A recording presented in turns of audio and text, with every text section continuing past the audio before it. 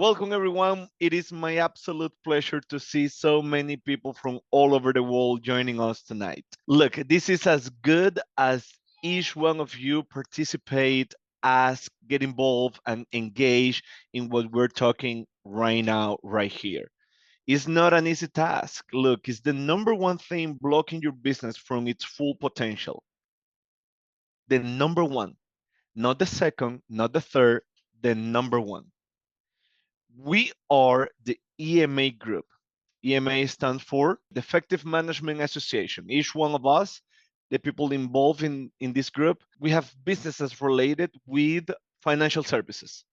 It's okay if you don't have a business related with financial services, it's good that you are here. What we're going to share is going to help you improve your business, whatever the nature of your business.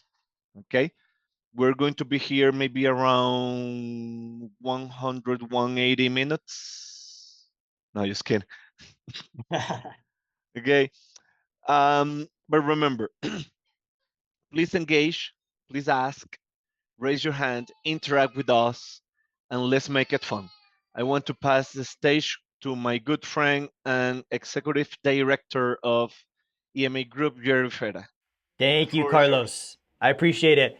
So, guys, that was a great intro from Carlos. Thank you so much for that. We're going to be talking tonight about some really important stuff, but I want to give a quick intro on who I am, what we're going to be covering, where it comes from, right? So, it's great to see you all this evening. If you're watching the replay, it's good to see you on the replay as well here. So, my name is Jerry Fetta, and what I'm going to share with you is how I've been able to grow my business, right? And so really quickly, I'm going to share my screen. I want to go over what the Effective Management Association is, right? And really cover that, right?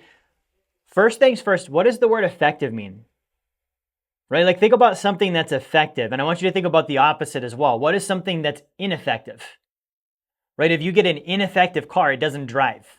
Okay, if you get an ineffective appliance in your house, it doesn't wash the dishes as you would want it to. If you've got, an ineffective laptop, you're not able to use your laptop for the thing it's intended to be used for, right? So we can all come up with examples of something being ineffective, but I want you to think about effective. Effective would be the opposite of that. It does the thing we want it to do. It does the thing it's supposed to do, right? And so the Effective Management Association, right? What is management about?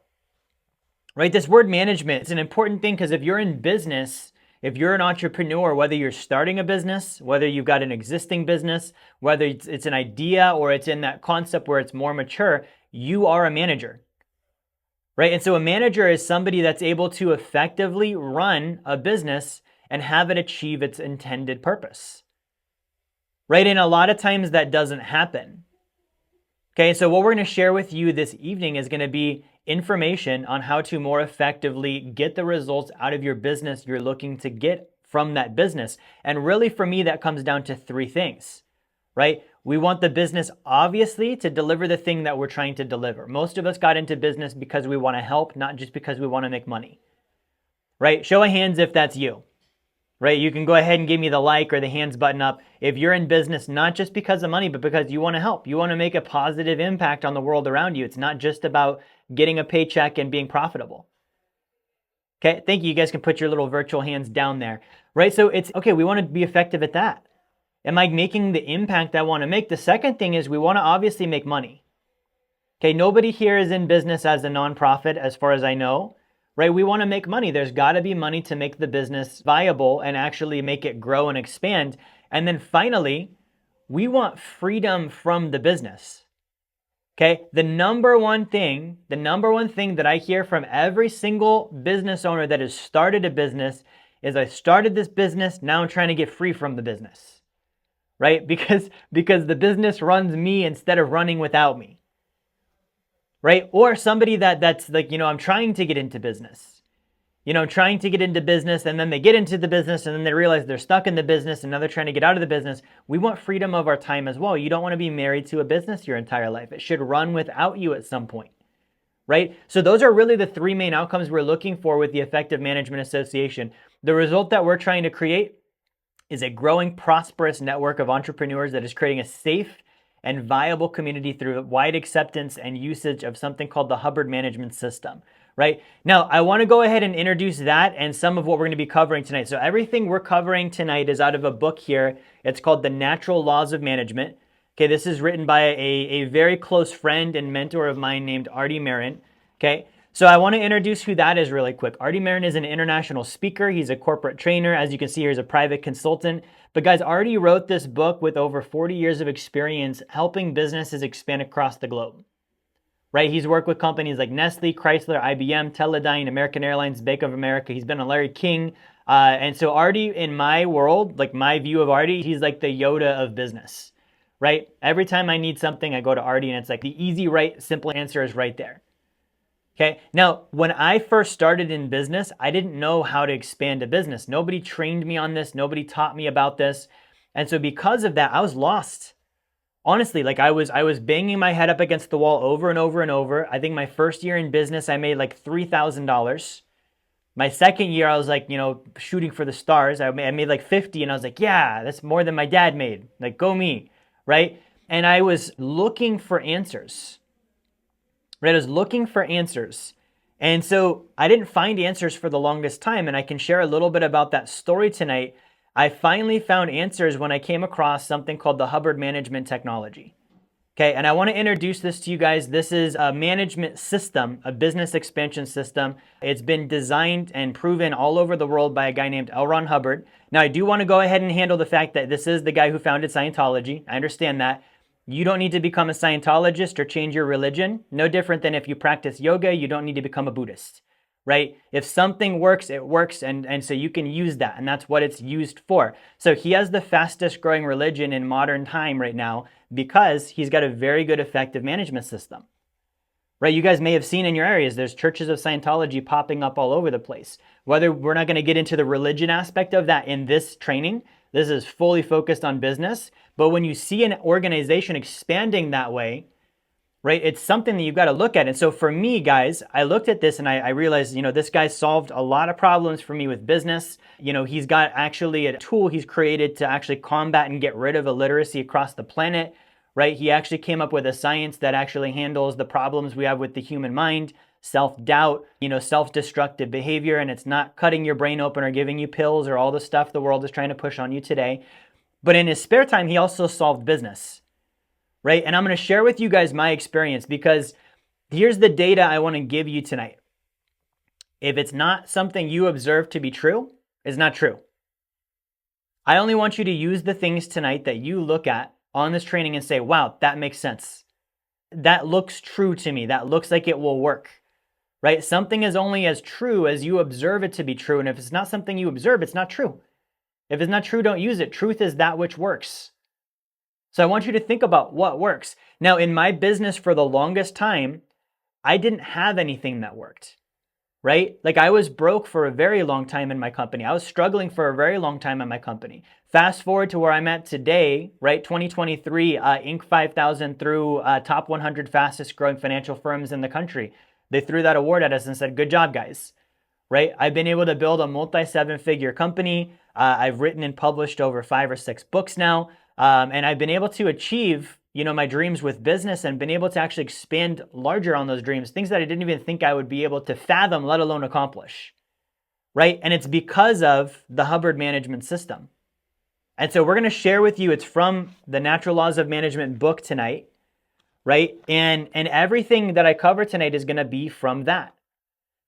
Now, I think this was 2016 or 2017, I took a course. Okay, it was a course from L. Ron Hubbard. It was on the Hubbard Management System. That month, the income in my company was $5,000, barely making it. Like at $5,000, I want you guys to understand at $5,000, that's as much in gross income as I was making at my job, right? Now, we all know if you're in a business, you don't keep all of the gross income. You've got your costs of goods, you've got your operating expenses, you've got your rent, you've got your marketing, you've got your payroll, you've got all sorts of things you've got to plan for. So I didn't have $5,000 a month left. I was making that much gross. There was even less than that left, right? And I wasn't doing well in business. I was stressed out every night. I would come home and have back pain. I would be just like completely, confused when it came to who I was speaking with, what I was working with them on, what my next thing on the schedule was, what I did yesterday, what the day was last week, right? Show of hands if you can relate to that, where you're like, I don't even know what yesterday was. Have you had that happen in your life at some point? I was at that point where I was like, I don't even know what I ate for lunch today, right? Because there were so many things going on in my head where I was like, how do you keep up with this? How in the world do you keep up with this? I took this course, okay, and I observed something that was true for me, and I was like, that makes a lot of sense. That makes a ton of sense. I'm going to try that, and I'm going to see what happens, okay? The very next month, I made $60,000. Okay, it was literally like, if you look at it on a graph, boom, right? That was the point where my business changed. For those of you that, maybe you were clients of mine back in 2016 or 17 in that period of time, or followers of mine, I was working out of a closet in an office, right? I was still doing YouTube videos and all this stuff that I do today, but I was not winning in business or in life. When I learned what I learned from the Hubbard Management System, my business took off. That year, I finished at $250,000 in income. So I literally 5x'd my income in my company.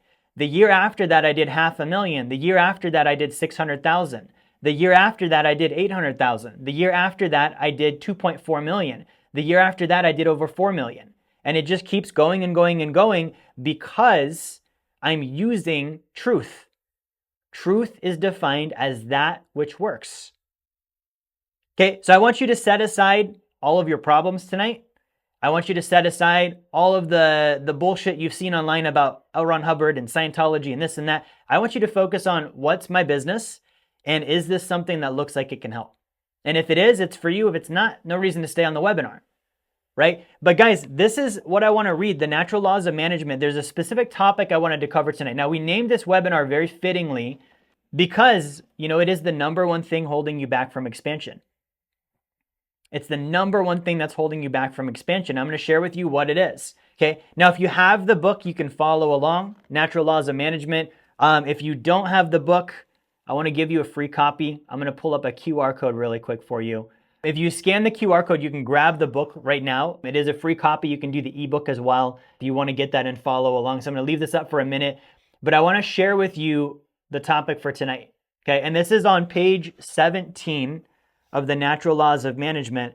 And it's a chapter called Solutions, right? And so I'm going to read a little bit to you from the chapter.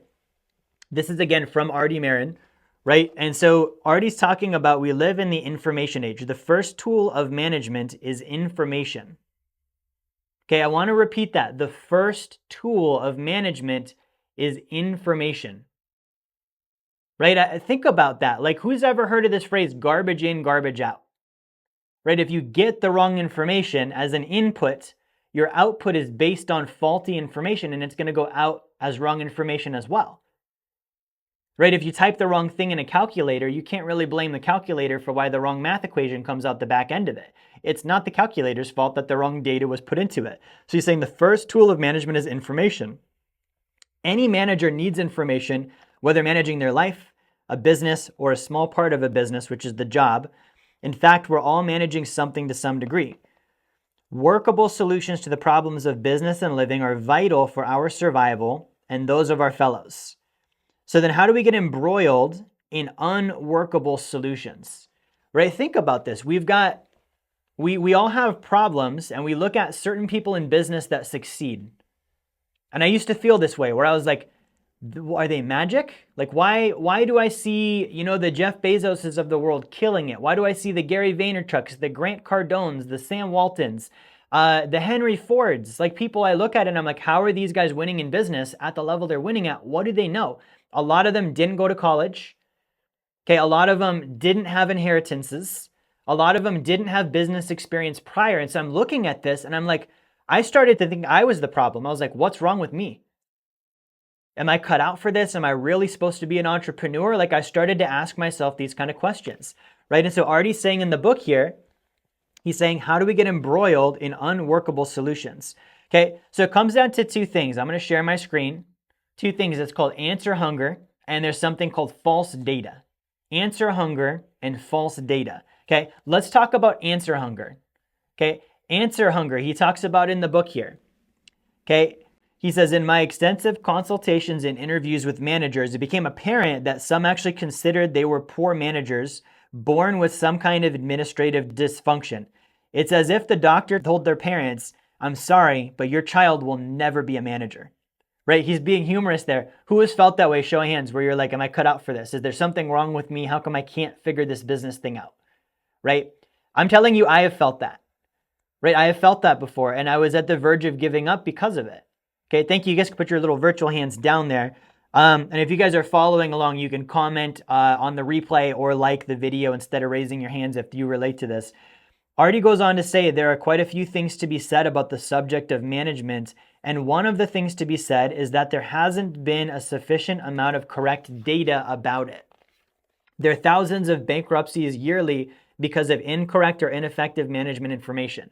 Right? We've heard this stat, 95% of small businesses fail in the first 5 years, right?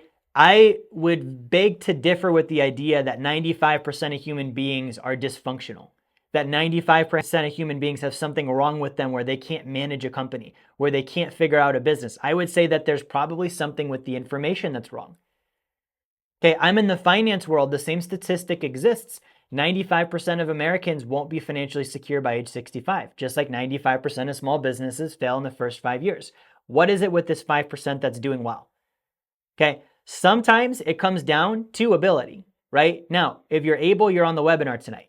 If you're not able, you're not on the webinar. You're like someone that's not able, they're not reaching trying to solve problems, right? Someone that's not able, they're going to give up on it. So we can filter out the inability thing. Okay, the other part is ethics level. Okay, some people, they dig themselves into a moral or ethical hole that they never climb out of. And because of that, they're never going to be exposed to better information. They're never going to get the opportunities. That's not you if you're on the webinar tonight. Okay, so it would come down to then, okay, if I'm ethical and I'm able, what am I operating with? What's the information that I have?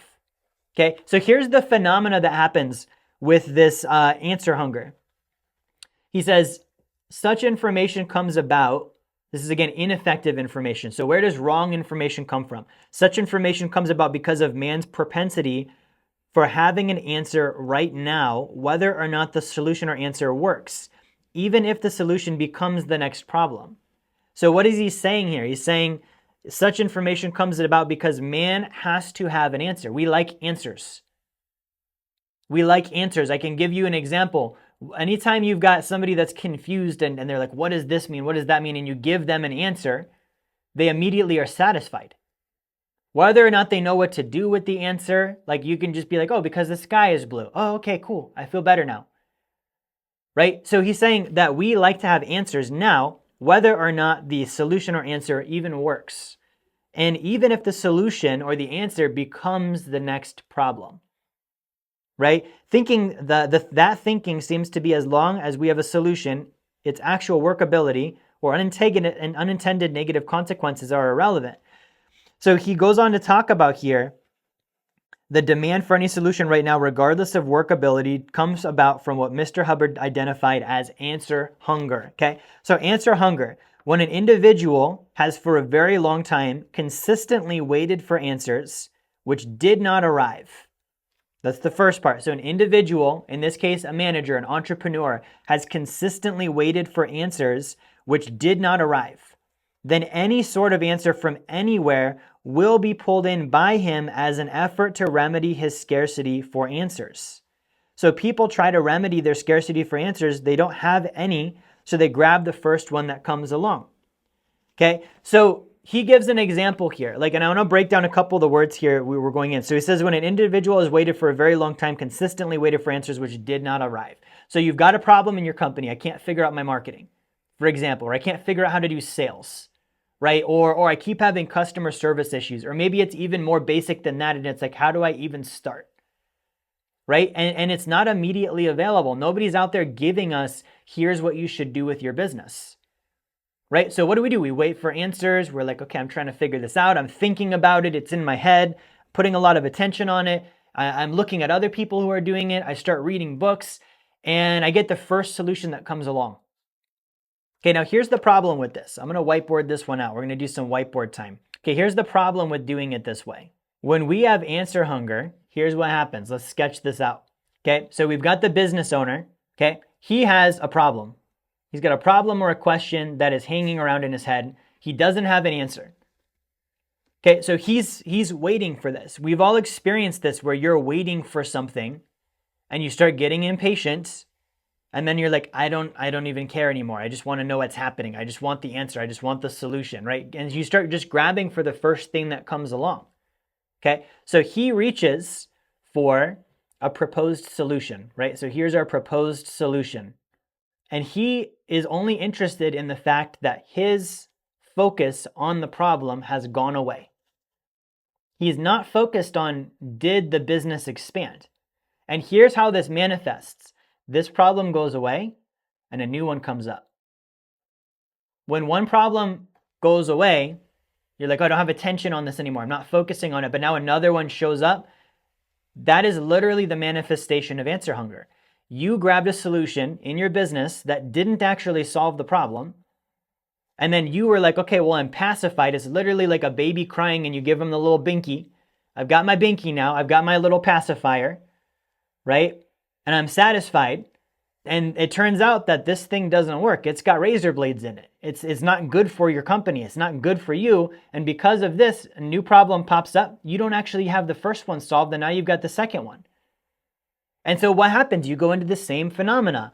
Oh crap, I tried to fix my marketing. I spent a bunch of money on this consulting company, or I'm trying to expand and I hired all these people, but I didn't have money because this guy said, well, recruiting and recruiting and recruiting. And so that's what I did is I recruited, but now I've got a payroll problem. I've got a bunch of credit card debt. I still don't have the problem solved from the recruiting. Now I've got the credit card debt. And I'm like, well, what do I do with the credit card debt? I don't know what to do because I don't have the money to pay it and this and that. So I'm going to ignore them because someone told me online with another proposed solution that if I don't pay them and I wait 7 years, it's going to fall off my record because that's called the statute of limitations. Let's do that, right? Well, guess what? Now I have a bankruptcy. Another problem. You just stack up these problems. You guys see what I'm saying here? This is what occurs when this answer hunger thing pops up. And this is what Mr. Hubbard identified that business owners go through. We will literally fill the vacuum with anything just to have a solution to the problem, even if it doesn't solve the problem. Okay, now here's the other part of this. Where are we getting these from? These proposed solutions. Okay, who is the source of them? More than likely, the source of them is somebody else who also has problems, and they've done the same answer hunger thing. And they might not correctly identify whether or not they solved their problem. They might not have even solved the problem, right? They're just throwing solutions out there like you are. Well, what about this? Well, what about that? They're doing the same answer hunger thing. So you got a confused person over here who doesn't really know what he's doing, throwing out solutions to another confused person over here who doesn't really know what he's doing. Both of them are grabbing onto each other's solutions, right? And it's like none of them are actually looking at where did this come from and does it actually work? Because again, truth is that which works.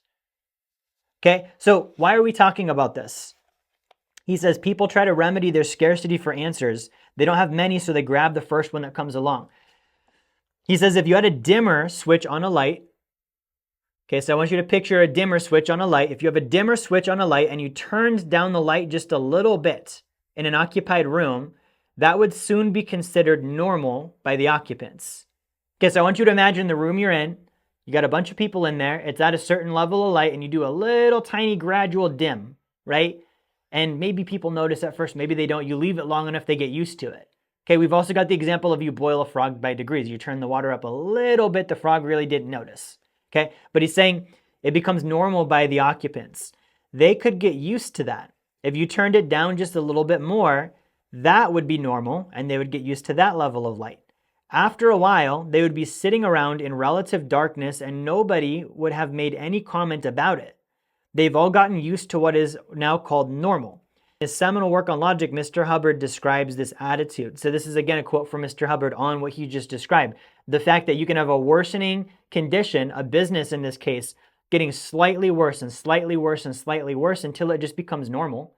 It's normal to not have money. It's normal to have clients not coming in the door. It's normal to have no staff. He says most people have accepted the existing conditions as inevitable.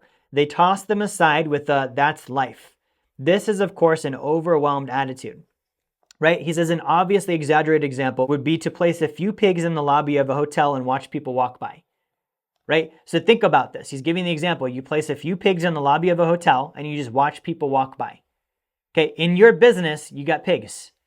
Okay, the problems in your business are the pigs. People and other things. There's problems, there's pigs, they're in your business, just like the pigs in the hotel. Okay, you watch people walk by. In this example, if the pigs are in your business, you're one of those people. I am too, right? A certain percentage of those watching wouldn't even see the pigs.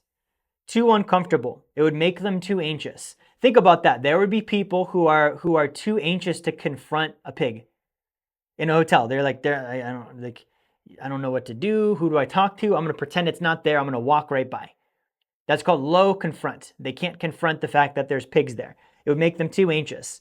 And the others would be milling about, anxiously wondering, what's this? And if at the height of their anxiety I said, it's okay, it's an agricultural convention at the hotel, they'd think, oh, okay, agricultural convention, right? So the second group, and again, that's why I said the first group, the people who are out on their ethics and morals, the people who don't have the ability, that's the ones who can't even confront the pigs. So if you're on the webinar, you're not in that group. You're in the group of people who did see the pigs, right? But he's saying I could just tell them, oh, we're having an agricultural convention at the hotel. And those people would be like, oh, that's why there's pigs. They can explain it away. Doesn't solve the fact that there's pigs in the hotel or whether or not the pigs should be there. And if they shouldn't, what to do about it. It doesn't do any of that. It just answers their answer hunger on why there's pigs. Do you see that? So then he goes on to say it doesn't really make any sense, but that doesn't matter. I call it informational junk food. Being hungry, you take the first datum that comes along and pay the penalty in the form of effort, as it is usually incorrect and a poor solution.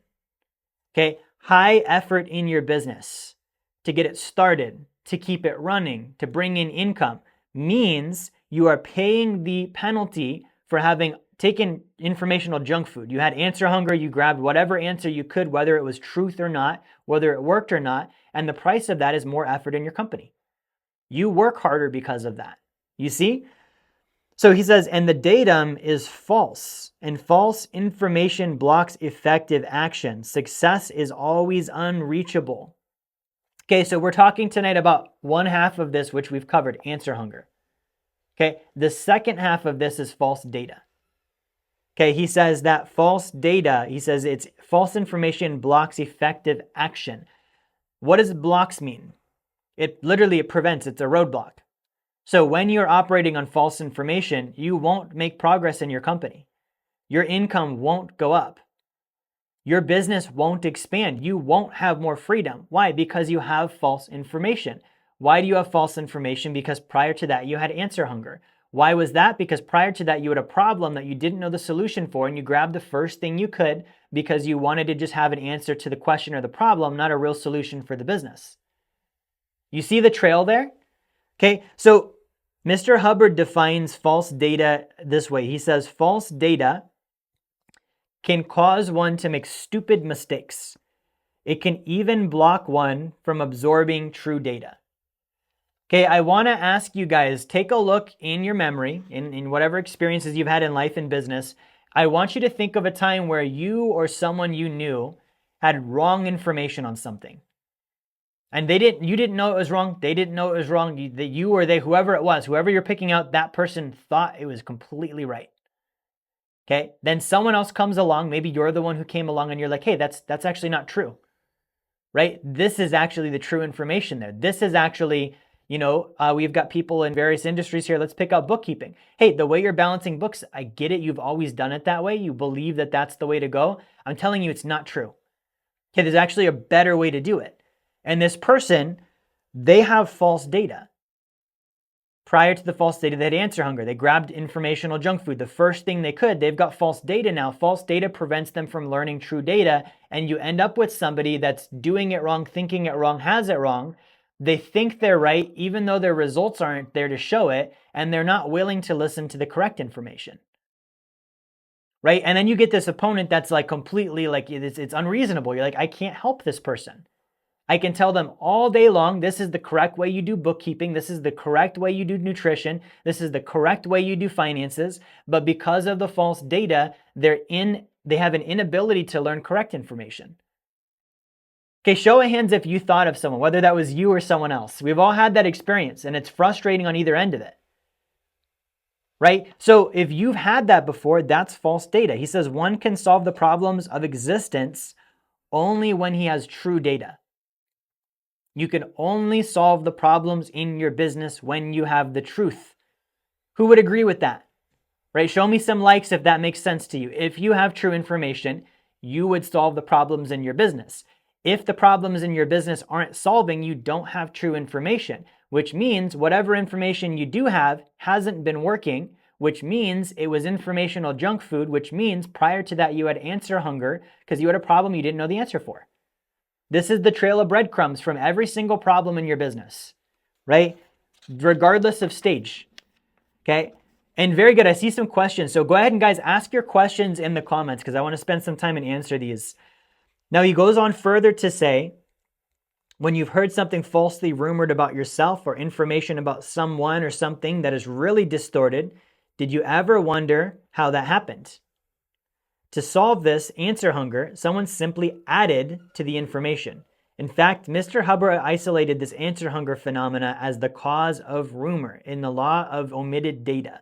So he's saying this is actually the cause behind rumors, completely disrelated because it's got nothing to do with business, but we've all heard rumors and participated in rumors. If you ever had one about yourself, right? Which if you've done anything big in life, you've had rumors about you, okay? And you get the rumor finally and you're like, how? How did it get to this level? Like, what the hell actually? Like, it doesn't make any sense. Well, he's saying, how did it get there? Someone had answer hunger, so they just added to the information to solve their answer hunger. Whether it's true or not, they don't care. They just need to handle the fact that they have attention on something they don't have an answer for. Okay, so rumors start that way. You see on rumors how vicious they get. Now imagine that being a business. I think you're supposed to do it this way. I heard someone say you should do it that way, right? So he says this comes from the law of the omitted data. This is the law of omitted data. This is from Mr. Hubbard. Where there is no data available, people will invent it. Where there is no data available, people will invent it. Okay, again, at the beginning of this webinar, I asked you, I only want you to use the things that are true. If you observe it to be true. So I want you to ask yourself and look, is this something you observe to be true? Have you seen this before? Where people don't know the answer, so they just invent one. Oh, it's blah. Oh, he does it because of this. Oh, I heard it's that. Right? And they just come up with whatever. They whip it out of their butt. They don't know if it's the right thing or not. They're just going to use it because they need to invent something. I observe that that's true. I'm like, I see that all the time. What do you think the news is? Literally 24 hours a day of just inventing data, whether it's right or wrong. And people watch it and they're like, oh, that's what this guy does. Oh, that's what's happening over there. Oh, that's the scenario. They don't know if it's true and they don't care because they're just inventing data. And then they have the answer hunger on the end of the people viewing. Those people will willingly accept the informational junk food. That's how the news works. It's an entire industry built on answer hunger and false data, right? So here's an example. There's old Joe walking arm in arm with a woman. Who's that woman? Right? That's the question. Joe must be having an affair. Someone just puts the information there and creates it, and then it turns out that the woman was his sister. He wasn't having an affair, he was taking an afternoon stroll with his sister, right? But that wasn't known, so they invent the answer, oh, he must be having an affair. Now, armed with the right attitude, we can actually look at the rest of the business, right? And this is, guys, this is making you aware of the fact that there are reasons why your business isn't expanding the way you want it to be. There are reasons why it's so hard to start. There are reasons why you can't get freedom from the business. There are reasons why you aren't making the money that you want to make. And those reasons are like they're solvable, right? But if you have those reasons and you have answers to those reasons, but those reasons are still happening, those problems are still happening, you've got answer hunger and false data. Okay, and I'm going to give you guys a quick story to illustrate this point. Back in 2016, right, I hadn't yet learned a lot of Mr. Hubbard stuff. I hadn't yet read Natural Laws of Management. So I was still in the stage of answer hunger, right? I kind of explained some of the things I was experiencing as an entrepreneur, right? And for me, it was kind of like I was almost in doubt. I was like, do I really want to do this? This is a lot of work. This is really hard, right? Why is this so difficult? And I got to a point where I was just in answer hunger. I was grabbing any book I could grab. I was reading everything I could get my hands on. I was listening to every podcast I could get. In my company, I see this people do this with finances all the time, right? I see them do this all the time. Okay. They just listen to this, read that. I'm going to do this. I'm going to do that. And then they end up with a big mess with the answer hunger thing. I was going through that in business. So I went to an event. Someone was like, hey, you really have to go to the event. It's a great event. I've gone to it. You're going to love it. Right. And I had answer hunger. So I'm like, okay, I'm going to go to the event because I'm just looking for a solution. I'm just looking for something to handle my problem. Okay. So I go to the event. It's a whole mastermind thing. And I sit down in the room and we do a bunch of stuff. And then one of them, and I love telling this story because it's true and it's hilarious. Okay. I kid you not. I want you guys to be there with me right now. Picture we're in a room. There's probably 2 or 3 dozen people in the room with me. All of us paid good money to be there. And in walks the room an actual sensei. Okay, a sensei is a karate instructor, like a master of karate, right? Completely catches me off guard, as it would you. You'd be like, why the hell is there a karate guy in the room right now? Like I don't know what's happening. And then they rolled out a cart full of 2x4s, like planks of wood. Okay, and they're like, okay, we're gonna give everyone a 2x4, a 2x4 and a Sharpie. And they're like, what we want you to do is we want you to take all of your problems, all of your doubts, everything that you don't like about your business and all the things holding you back. We want you to write those down on the 2x4 right now.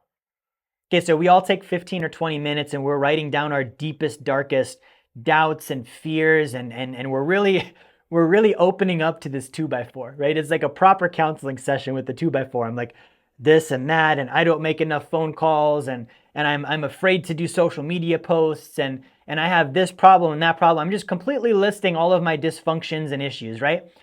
And then the karate instructor said, okay, good. Now, one at a time, you're going to walk up to the front of the room, and I'm going to teach you how to break through the 2x4 with your hands.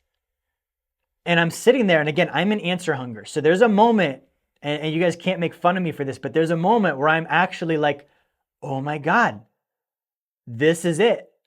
All of these problems are about to go away, right? And so everyone goes up there, and they break through their 2x4, and they record it, and they put it in slow-mo, and like, look, see, you broke it, and blah, blah, blah. So I go up there and I hand him my 2x4, and there's a little bit of doubt in my mind. I'm like, is it even gonna break? What if I push the 2x4 and it doesn't even break? I hit it and nothing happens, and I'm the only one that the 2x4 didn't break for. Does that mean I'm gonna be stuck with these problems? Okay, so I did it. Boom, the 2x4 breaks. Okay, and I walk back to my desk with my little broken 2x4 with my Sharpie, and I'm looking at this and I'm like, okay, this has got to be a turning point for me now. Right? I listed all these things and I broke through the 2x4, and that means I broke through my problems. I get it. It's a metaphor. Okay. Guess what happened? I go home. I have all of the same problems, all of the same doubts, all of the same worries, and a broken 2x4 on my shelf. That's it. Nothing helps. Nothing changed. Right? And that's because I was in answer hunger. I literally paid thousands of dollars to write a bunch of things on a 2x4 and punch through it and bring it home. Okay, because I didn't have right information. Okay, so that doesn't solve anything for you yet, I understand. The reason I covered this tonight is this book will solve it for you. Okay, this is called The Natural Laws of Management. This book has completely changed my business. Okay, completely changed my business. I'm going to pull it back up on the screen here again so you guys can grab a copy if you don't have one. Okay, so you can get the copy for free. You can scan the QR code. But I want to tell you a little bit about what this is going to cover, right? So the chapters in this book, they go through, I'll just read a couple of them off to you.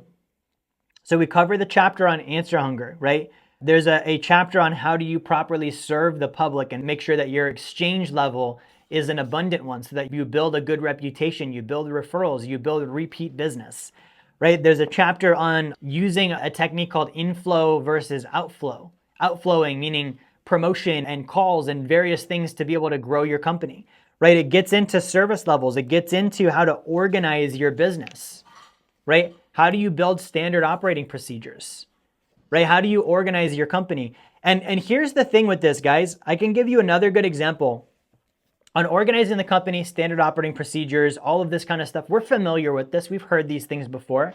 Here's the difference. I'll give you an example. For many years, I learned standard operating procedures and systems for my business. And what I was doing is I was copying and pasting what other companies were using.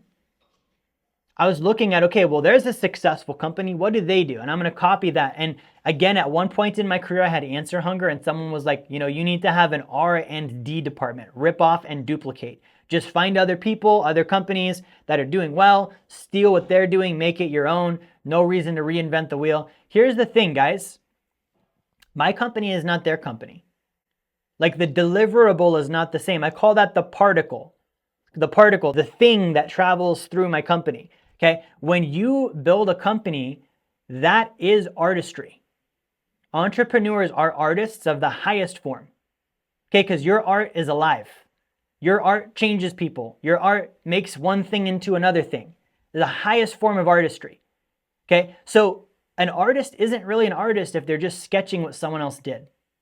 Would you guys agree with that? You're like, if you're just, you grab someone else's painting and I put my canvas over the top and I literally just sketched what they did and then put my name on it.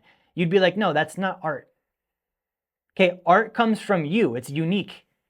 So my company, in the financial business, there's tons of companies out there in the financial education space, in the investing space, etc. Mine is unique. There's no other company like it. Why? Because I am being an artist with it. The reason I can be an artist with it is I'm not just copying what someone else did. And the reason I'm not just copying what someone else did is because I read the book here, Natural Laws of Management, and I understood there's something in my business called a particle. The particle is the thing that travels through my company, and my company converts that particle from one thing to the next like an assembly line until it comes out the other end. Great example, back in the day when they used to make vehicles on assembly lines, right? You could be like, oh, there's assembly lines for butchering meat as well. Okay, you couldn't put car parts on it and get a car out the back end. Would you have an assembly line? Sure. Doesn't have the right equipment, machinery, and things you need. Your assembly line would need to be unique to the thing you're assembling. So I'm creating a specific outcome with my company. Here is the client, the result, the end masterpiece. When we're done, boom, that's what it looks like. So the flow of that leading up to it needs to be unique to what I do, which means I can't use someone else's standard operating procedures because I'm just going to build what they've got going, and that might not be the thing I'm trying to build. It's got to be unique to me. You see? So the book dives into that. It really is going to help you guys like it's helped me. If you grab the book tonight, it's really going to help you understand your business at a higher level. And here's what's going to happen. I'm going to answer some questions in a second. So guys, if you have questions, please drop those in the chat. If you're watching the replay, please put those in the comments as well. When you first read the book, the first thing that's going to happen is you're going to have massive clarity. It's literally like the heavens are going to part and the sun's going to shine through and the angels are going to sing and you're going to be like, oh, right? That's going to be your first reaction. Second thing that's going to happen, you're going to grab it and then you're going to start doing the thing you just learned, forgetting about the book, and then you're going to run into problems and you're going to redevelop answer hunger, right? And then you're going to have the same choice of, do I go on YouTube and look at, Billy the Entrepreneur, or do I go to Natural Laws of Management, the thing that worked in the first place, and figure out what's the right answer for the thing I'm looking at right now? And I go implement that. That's the importance of having the book. The story I told at the beginning where my income went from $5,000 to $60,000 in a single month, okay? I had one piece of information. Right time, right place. I had answer hunger, didn't know the answer. I grabbed onto something from Mr. Hubbard in the management system. One tool, I used it, my income whoosh up to $60,000 the next month. Okay, guess what happened the month after that? It crashed right back down again. Why? Because a new problem came up and I didn't have the correct information and I went into answer hunger mode once again and I got informational junk food and it was false and it didn't work and it crashed my business again.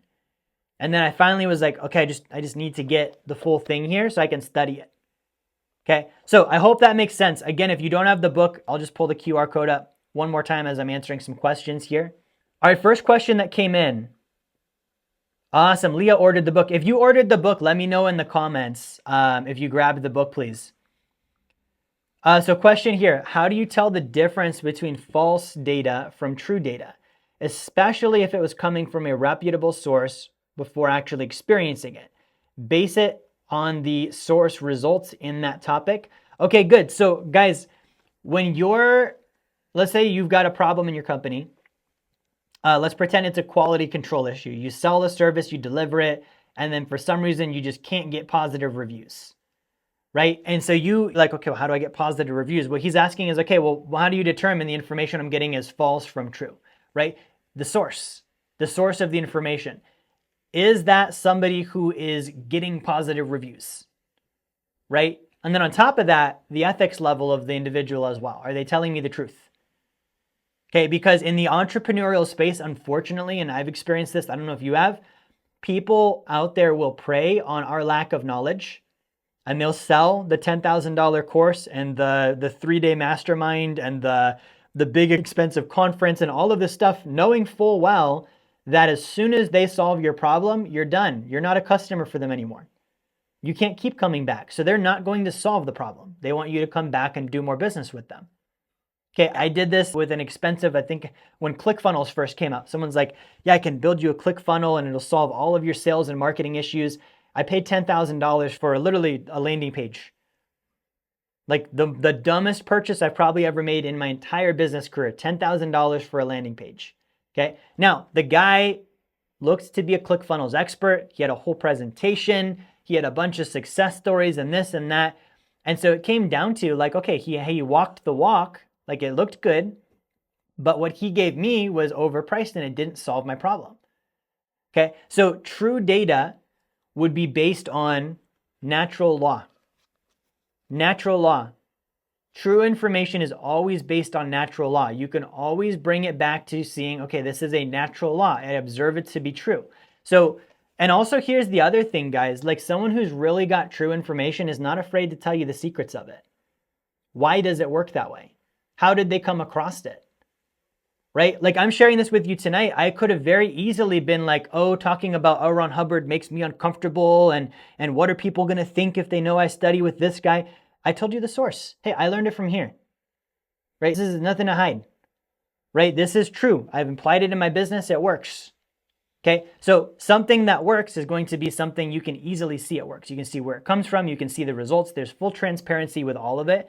So I hope that answers that question, because you will see like reputable refers to reputation.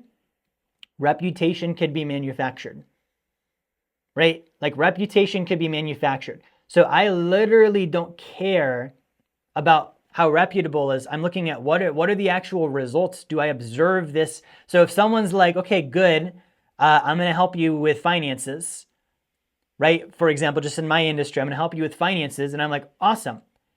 Is this person winning with finances? I don't care how good their website looks. I don't care how good their marketing is. I don't care how good their YouTube channel is. Are they winning with finances? If they are not winning with finances, they don't have truth, right? They're not getting the results that I want. And I would actually check for those, right? So, and that's, guys, just to wrap up on this with the book, that's one of the big reasons I studied this particular way of learning business through natural laws of management, right, with Mr. Hubbard's system. Okay, when I started to look at it, like it made sense. And when something makes sense, you keep going and you keep winning. And this would be the final part of this, is if you are learning something and it's not working, abandon ship and go find the right answer. You'll know very quick if something is true or false based on the fact of it either worked or it didn't. And if it didn't work, don't make sense of it. Don't keep going. Don't like, oh, I just need to push a little bit harder, right? You're literally turning the lights down lower and lower and lower until it's going to be pitch black in your business, right? Truth is that which works. You will easily be able to see that something works or it doesn't. Someone asks here, does Mr. Hubbard have information on marketing? Absolutely. This is an entire volume from Mr. Hubbard on marketing. And marketing being creating desire and creating want, which is different than how does a social media algorithm work, right? So a lot of what you'll learn from Mr. Hubbard, it's going to be undercut, like the basic realities, and then you can work those into the modern system, right? So there's a whole volume here on marketing and writing copy and all of these things that have to do with marketing. Nothing in here about how Facebook ads work, right? So you would learn, and here's the beautiful thing about it, you would learn the basics. Once you learn the basics, you have a way of thinking that you can apply to anything. Okay, how do I apply this to Facebook marketing? How do I apply this to Google Ads? How do I apply this to, TikTok? Right? Even doing a webinar. When I do a webinar tonight, guys, show of hands if you learned something, if you felt this was a valuable and helpful webinar, just as feedback. Okay? There's literally training I got from Mr. Hubbard on how to do a webinar. And it's literally what I'm doing tonight. Like, it is a system I learned. It's a way of thinking with communication that I'm applying to this webinar, whether it's on Zoom, YouTube, a live event, a web event, a small event, a big event, doesn't matter. I'm using that technology not meaning like iPhones and stuff. A technology, another definition of that word, is a way of doing things, right? A certain way of doing things. So you would learn like, good, how do I learn marketing as a basic? And then I can apply that to all the different channels I would market on. How do I learn finance as a basic? And I can apply that to all of the different channels that I would use for finance. How do I learn public relations? Okay, you want to talk about marketing. Marketing is preceded by public relations. If you don't have a brand that people know, like, and trust, they're not going to desire your products and services. Your packaging isn't going to work. The copy is really not going to matter because they're like, who is that guy? I don't think I know him or like him. Why would I do business with him? Right? There's a whole system to public relations. Okay, so there's a lot out there. That's another reason, guys, to grab the book. I want to just pull this up one more time for those of you that didn't get it yet. Okay, so this is going to give you so much more, right? So you can get a free copy, scan the QR code. We do these webinars every month. It's the final Thursday of each month, so you're welcome to tune in once again. We don't charge for the webinars. If you get the book, here's the goal there. Okay, if you get the book, so number one, mark your calendars. Next event is going to be Thursday, 7 p.m. Central Time, again, next month, right? So I want you to mark your calendars for that. And then I want you to buy the book. I want you to read the book. Okay, once you've done that, we'll get your information. You'll have the option to schedule a free consultation. So you can actually do a consultation and an analysis on your business and actually review, like, where do you need the most help right now? Okay, and then from there, there's various things we can do to help. The Effective Management Association, we've got courses, training, consulting. It's all based on Mr. Hubbard's management material. And you've got guidance throughout all of it, right? And like I said, if it's something you observe to be true, then it's true and you should pursue it. If you watch this and you're like, none of that made sense, none of that seemed true, whatever, okay, then that's not true for you. You don't need to do it. For me, it's been true. It's going to continue to be. It's the number one thing I use in my company and in my life, right? So again, if you have not got the book, do so now. Lewis ordered the book. Congratulations, Lewis. Good. Guys, let me know who else grabbed the book. And then if you have other questions, throw those down in the chat, right? And I think I answered all the questions that are in there so far. Yeah, if you've got any new questions, we'll stay on for a couple of minutes. So congratulations to Lewis, Leah, Eric, grab the book for sure if you're still on. Good. I'm going to hang out for another minute or two if there's any other questions. And guys, again, like as you're doing this, Eric got the book. Awesome, Eric, you'll love the book. Guys, as you're going through the book, I'm going to give you guys a real life story of this because I'm going through the book again. Like, here's the thing. A business is never stagnant. It's never something you're just done with. Like, oh, I did it. It's like going to the gym. It's something you do. It's not something you just did once. So I'm going through the book again. I've built a 7-figure company. I've done the Inc. 5000 top 100 fastest growing companies in my industry. All of these great achievements in my business. And I went through the book and I found one of the most basic things in the book, like day one elementary, and I was doing it wrong. And I looked at that and I was like, how the hell am I doing that wrong? Right? And here's the thing is, like he talked about with the answer hunger. Who remembers when I said if you have false data, the dimmer on the light goes down and down and down, and eventually you can't absorb true data. Who remembers that? Show of hands. Okay, Leah remembers that. Good. Who else? Who remembers that? The dimmer going down. It goes down and down and down, and then eventually the lights are just off. You're not going to get new information. Eric remembers that. Okay, good. So the opposite is true. When you learn true data, think about like how far did the dimmer go down already? For me, pretty freaking low. Like when I first learned this, the dimmer had gone down pretty low and the lights were already pretty much off. So when I got the true information, when you're in that stage of awareness, you're only going to absorb so much truth. Like if the dimmer's down and I show you a page and say, hey, read this, you're only going to see some of the words. It might be beneficial, it might be eye-opening, but the fact is the lights are dim. You didn't see all of the information. You read it, you get the information, and now you're like, oh, the lights are a little brighter. Let me look at that again. You see a little bit more. Okay, good. Now the lights are a little brighter. Let me look at that again. So I had this experience with literally one of the most basic concepts in the book, because after how long have I been using Mr. Hubbard stuff? Since 2015 or 2016 was the very first time I came across it. So guys, that's like 10 years almost. Like that's been quite some time of me being aware that this is out there. Varying degrees, like I said, at the very beginning it was very dim, but as I started doing this a lot, and I started working with people like Artie and the Effective Management Association, the lights got pretty damn bright for me. And so as I go back through the book again, I looked at one of the very basic things that I looked at probably on day one of ever having read this, and I was like, oh, that's a basic. I've got that down. Well, this time when I looked at it, imagine how bright the lights are after almost 10 years of using this stuff, right? And I looked at it and I was like, holy crap. This is completely out of place. This is completely done wrong.